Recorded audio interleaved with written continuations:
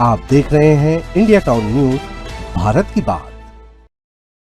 नमस्कार, आप देख रहे हैं इंडिया टाउन न्यूज और मैं हूं आपके साथ गीतांजलि मिश्रा। स्वागत है आज के हमारे खास बुलेटिन राजधानी सरकार धानी में, जहां हम आपको छत्तीसगढ़ की महत्वपूर्ण खबरों से रूबरू कराएंगे। तो चलिए बुलेटिन की शुरुआत करते हैं, लेकिन उससे पहले एक नजर आज की हेडलाइंस पर। महिला कांग्रेस अध्यक्ष चयन प्रक्रिया तेज, दिल्ली में होगा इंटरव्यू, संगीता सिन्हा और चन्नी साहू प्रमुख दावेदार।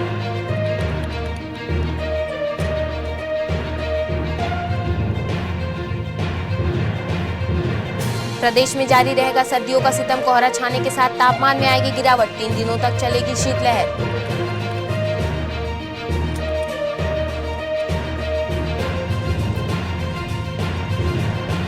बीजेपी की सरकार को 2 साल पूरे हो गए। 2 सालों में मंत्रियों के 12 से ज्यादा ओएसडी और पीए हटाए गए, विपक्ष ने लगाए भ्रष्टाचार के आरोप।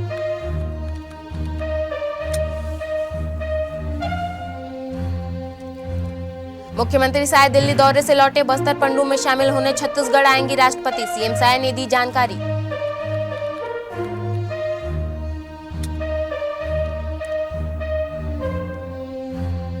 रायपुर में नालों से होकर गुजर रही पेयजल लाइनें, पीलिया डायरिया का खतरा, लोग बोले नलों से आता है बदबूदार पानी। इंदौर हादसे के बाद बड़ी चिंता।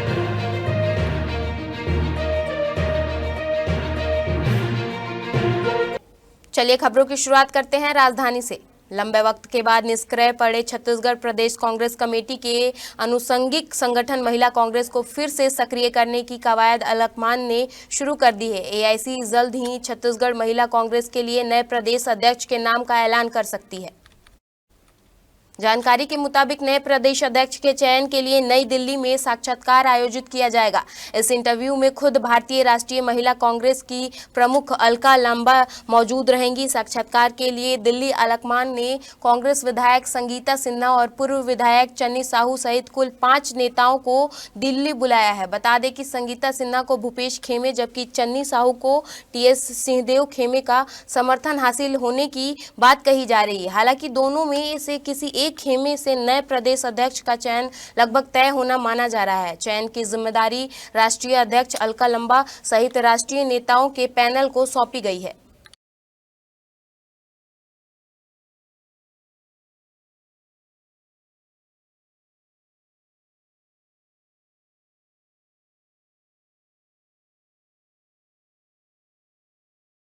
राजधानी रायपुर समेत छत्तीसगढ़ के कई अन्य इलाकों में कड़ाके की ठंड पड़ रही है। प्रदेश के ज्यादातर इलाकों में कोहरा छाया हुआ है और इसी के कारण तापमान सामान्य ऊपर दर्ज किया गया है। अंबिकापुर को छोड़कर प्रदेश के अधिकतर हिस्सों में तापमान में कमी दर्ज की गई है। वहीं मौसम विभाग ने अगले 3 दिनों में राज्य के अलग अलग शहरों में न्यूनतम तापमान में 1 से 3 डिग्री सेल्सियस तक की कमी आने की संभावनाएं जताई है।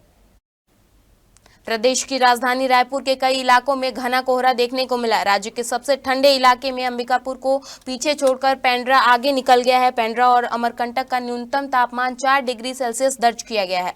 वहीं अंबिकापुर जिले में न्यूनतम तापमान 9.9 डिग्री सेल्सियस दर्ज किया गया है, जो सामान्य से 1.2 डिग्री सेल्सियस ज्यादा रहा। रायपुर का अधिकतम तापमान 27.2 और न्यूनतम तापमान 16.3 डिग्री सेल्सियस दर्ज किया गया है। बिलासपुर, दुर्ग और जगदलपुर के न्यूनतम तापमान में 1 से 2.5 डिग्री सेल्सियस की बढ़त देखी गई है।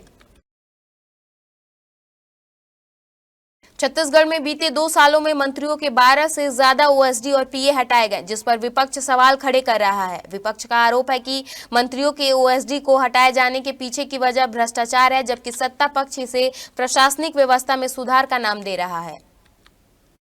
दरअसल छत्तीसगढ़ में बीजेपी की सरकार को 2 साल पूरे हो गए। राज्य सरकार के मंत्री विभागवार अपनी उपलब्धियां गिना रहे हैं, लेकिन इन्हीं 2 सालों में बीजेपी सरकार के 6 से ज्यादा मंत्रियों के 12 से ज्यादा ओएसडी और पीए हटाए गए के कारण बताना है। इस पर अब सियासत शुरू हो गई है। कांग्रेस का आरोप है कि मंत्रियों के बंगले में 2-2 काउंटर बने हुए हैं, भ्रष्टाचार खूब हो रहा है, पैसे के बंटवारे को लेकर लड़ाई हो रही है। वहीं पूर्व डिप्टी सीएम टीएस सिंहदेव ने कहा कि कोई गड़बड़ी हुई होगी तभी ओएसडी और पीए हटाए गए हैं। विपक्ष के इन आरोपों पर डिप्टी सीएम अरुण साव का कहना है कि प्रशासनिक परिवर्तन समय समय पर होते रहते हैं। कांग्रेसियों को सिर्फ भ्रष्टाचार ही दिखता है, क्योंकि उन्होंने अपने कांग्रेस सरकार में भ्रष्टाचार में रिकॉर्ड कायम किए हैं। छत्तीसगढ़ के मुख्यमंत्री विष्णुदेव साय दिल्ली दौरे से लौट आए हैं। राजधानी रायपुर पहुंचने पर उन्होंने मीडिया से बातचीत करते हुए अपने दिल्ली प्रवास की जानकारी साझा की। मुख्यमंत्री ने बताया कि दिल्ली में उन्होंने राष्ट्रपति द्रौपदी मुर्मू से मुलाकात की और उन्हें बस्तर पंडुम कार्यक्रम में शामिल होने के लिए आमंत्रित किया, जिसे राष्ट्रपति ने स्वीकार कर लिया है। मुख्यमंत्री ने कहा कि यह छत्तीसगढ़ के लिए गर्व और सौभाग्य की बात है कि पहली बार राज्य को खेलो इंडिया ट्राइबल गेम की मेजबानी का अवसर मिला है। इस प्रतिष्ठान आयोजन में केंद्रीय खेल मंत्री मनसुख भाई मांडविया भी शामिल होंगे। उन्होंने कहा कि यह आयोजन आदिवासी खेल प्रतिभाओं को राष्ट्रीय स्तर पर पहचान दिलाने में अहम भूमिका निभाएगा। दिल्ली दौरे के दौरान मुख्यमंत्री विष्णुदेव साय ने भाजपा के कार्यकारी अध्यक्ष नितिन नबीन से भी मुलाकात की और उन्होंने उनके नए दायित्व के लिए बधाई दी। वहीं नक्सलवाद को लेकर मुख्यमंत्री ने कहा कि प्रधानमंत्री नरेंद्र मोदी और केंद्रीय गृह मंत्री अमित शाह ने 31 मार्च तक नक्सलवाद को समाप्त करने का संकल्प लिया है। इसी दिशा में छत्तीसगढ़ सरकार नक्सलवाद के खिलाफ निर्णायक लड़ाई लड़ रही है। मुख्यमंत्री ने विश्वास जताया कि केंद्रीय नेतृत्व का यह संकल्प निश्चित रूप से पूरा किया जाएगा।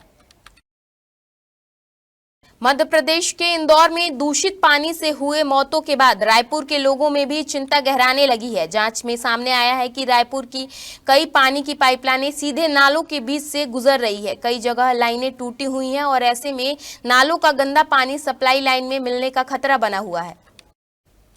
मोवा, सद्दू और जोरा इलाकों में गंदे पानी की समस्या ज्यादा देखने को मिल रही है। स्थानीय लोगों का कहना है कि कई बार नलों से बदबूदार और मटमैला पानी आता है। सप्लाई बार बार बंद होने से रोजमर्रा की परेशानियां बढ़ रही हैं। हालांकि जहरीले पानी से हुई मौतों के बाद रायपुर प्रशासन सतर्क हो गई है। महापौर मीनल चौबे और नगर निगम आयुक्त विश्वदीप ने शहर के अलग अलग इलाकों का निरीक्षण किया।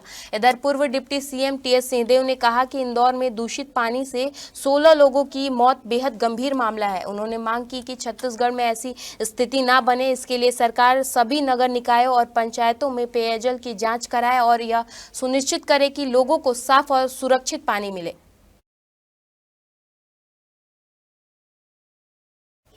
वक्त हो चुका है एक ब्रेक का। बने रहिए इंडिया टाउन न्यूज के साथ। कभी कभी चेहरे का छुपा दर्द दुनिया नहीं देख पाती है।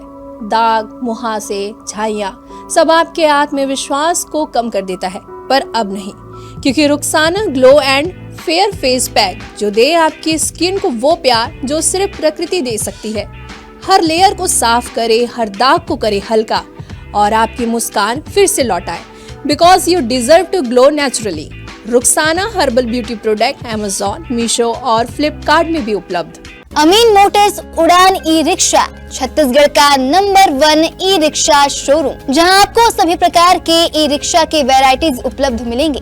हमारा ई रिक्शा काफी मजबूत है और ये सालों साल चलता है, तो आज ही घर ले आइए आरटीओ इंश्योरेंस के साथ। हमारा पता है अमीन मोटर्स, प्यारेलाल चौक, जीई रोड, न्यायालय के पास, राजनांदगांव। 9827174038 7724047008। ब्रेक के बाद आपका स्वागत है। चलिए बढ़ते हैं खबरों की ओर। छत्तीसगढ़ शराब घोटाले में जुड़े मनी लॉन्ड्रिंग मामले में पूर्व सीएम भूपेश बघेल के बेटे चैतन्य बघेल को करीब 170 दिन बाद रायपुर सेंट्रल जेल से रिहा कर दिया गया है। इस पर भाजपा प्रदेश प्रवक्ता देवीलाल ठाकुर ने कहा कि शराब घोटाले जैसे गंभीर मामलों में भूपेश के बेटे को जमानत मिल जाती है, लेकिन उसी केस में पूर्व मंत्री कवासी लखमा अभी भी जेल में है। उन्होंने कहा कि भूपेश ने लखमा की पूछपरख नहीं की। कांग्रेस सरकार के दौरान चुनिंदा नेताओं को राजनीतिक साजिश के तहत फंसाया गया। लखमा को जानबूझकर निशाना बनाया गया। उनके अनपढ़ होने का फायदा उठाकर उनके खिलाफ साजिश रची गई। अगर जांच निष्पक्ष है तो फिर बेटे को राहत और आदिवासी नेता अभी तक सलाखों के पीछे क्यों हैं? वहीं छत्तीसगढ़ के पूर्व उप मुख्यमंत्री टीएस सिंहदेव ने कहा कि बिना गुनाह साबित हुए ईडी का इस्तेमाल कर सरकार सजा दे रही है। चैतन्य बघेल, कवासी लखमा, देवेंद्र यादव और हेमंत सोरेन के साथ यही हुआ। सरकार जांच एजेंसियों का दुरुपयोग कर रही है। छत्तीसगढ़ में बिजली बिल की बकाया राशि लगातार बढ़ती जा रही है, जिससे पावर कंपनी प्रबंधन की चिंता बढ़ती गई है। एक ओर घरेलू और छोटे उपभोक्ताओं के खिलाफ सख्त कार्रवाई की जा रही है, वहीं दूसरी ओर बड़े बकायादारों से वसूली करना कंपनी के लिए बड़ी चुनौती बन गई है। सरकारी विभागों पर ही करीब 3000 करोड़ रुपए का बिजली बिल बकाया है। हैरानी की बात तो यह है कि बकायादारों की सूची में विधानसभा और आईएएस एसोसिएशन जैसे प्रतिष्ठित संस्थाओं के नाम भी शामिल है। पावर कंपनी के सूत्रों के अनुसार सरकारी और घरेलू उपभोक्ताओं को मिलाकर प्रदेश में कुल बकाया राशि लगभग 7,000 करोड़ रुपए तक पहुंच चुकी है। बकाया वसूली के लिए कंपनी द्वारा विशेष अभियान चलाया जा रहा है। पहले बिजली अमला मौके पर पहुंचकर कनेक्शन काटती थी, लेकिन स्मार्ट मीटर लगने के बाद अब कंट्रोल रूम से ही 3 बार मैसेज भेजकर कनेक्शन काटे जा रहे हैं। इसी बीच यह सवाल भी उठने लगे हैं कि करोड़ों रुपए बकाया रखने वाले बड़े उपभोक्ताओं पर कार्यवाही नहीं हो रही है, जबकि छोटे और घरेलू उपभोक्ताओं की बिजली आपूर्ति तुरंत काटी जा रही है। पावर कंपनियों के कार्यपालक निर्देशकों ने बताया कि प्रदेश भर में बकाया वसूली का अभियान लगातार जारी है। बकायादारों को मैसेज और नोटिस भेजे जा रहे हैं, इसके बावजूद भुगतान नहीं कर पा रहे हैं और कनेक्शन काटने की कार्रवाई की जा रही है। उन्होंने बताया कि सरकारी विभागों से बकाया वसूली को लेकर शासन स्तर पर चर्चा चल रही है। मुख्यमंत्री निवास कार्यालय रायपुर में 8 जनवरी यानी गुरुवार को जनदर्शन का आयोजन किया जाएगा। मुख्यमंत्री विष्णुदेव साय इस अवसर पर प्रदेशवासियों से सीधे संवाद करेंगे और उनकी समस्याओं का निराकरण करेंगे। इस अवसर पर मुख्यमंत्री विष्णुदेव साय आम नागरिकों से सीधे संवाद करेंगे और उनकी समस्याएं सुनेंगे। जनदर्शन के दौरान प्राप्त होने वाले प्रत्येक आवेदन पर संवेदनशीलता और प्राथमिकता के साथ तत्काल कार्रवाई सुनिश्चित करने के निर्देश संबंधित अधिकारियों को दिए जाएंगे। उन्होंने कहा कि जनदर्शन शासन और जनता के बीच सेतु का कार्य करता है और इसका उद्देश्य लोगों को समयबद्ध एवं प्रभावी समाधान उपलब्ध कराना है।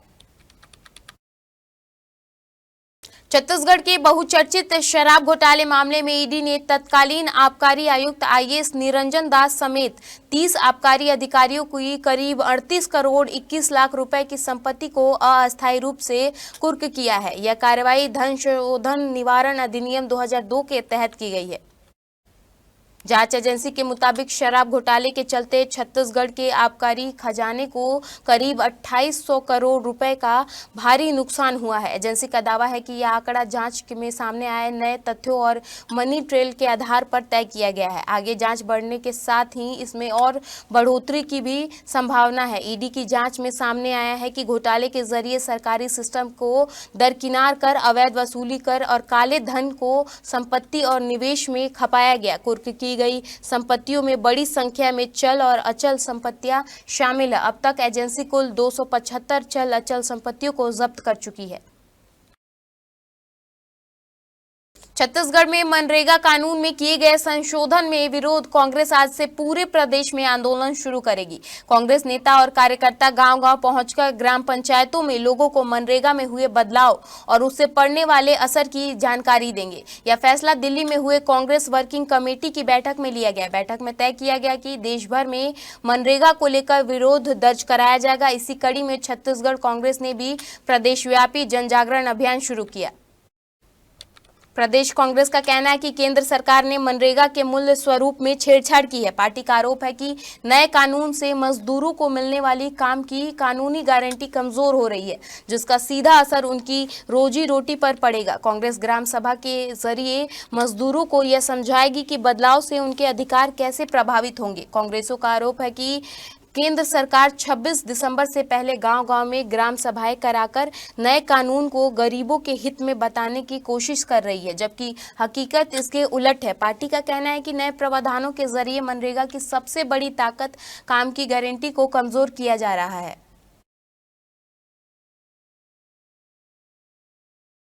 हमारे खास बुलेटिन राजधानी सरकार धानी में फिलहाल इतना ही। देश प्रदेश की तमाम खबरों से अपडेट रहने के लिए बने रहिए इंडिया टाउन न्यूज के साथ। भारत की बात। नमस्कार। आप देख रहे हैं इंडिया टाउन न्यूज, भारत की बात।